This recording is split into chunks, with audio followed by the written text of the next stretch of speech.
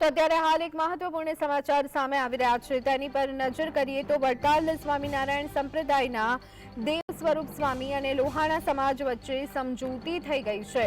દેવ સ્વરૂપ સ્વામીએ લોહાણા સમાજની માફી માંગી હોવાનું જાણવા મળી રહ્યું છે।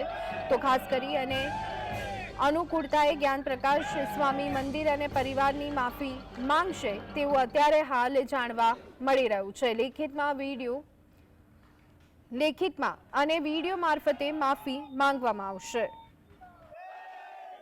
કે વડતાલ ટેમ્પલ બોર્ડ જે જ્ઞાન સ્વરૂપ સ્વામીએ જે ઉચ્ચારણો કર્યા અને જે નિવેદનો કર્યા એની મરજી મુજબના કર્યા છે એવું ટેમ્પલ બોર્ડના ચેરમેન જ્ઞાન સ્વરૂપ સ્વામીએ પોતાના વિડીયો રેકોર્ડિંગમાં અને આજે અમને કહ્યું।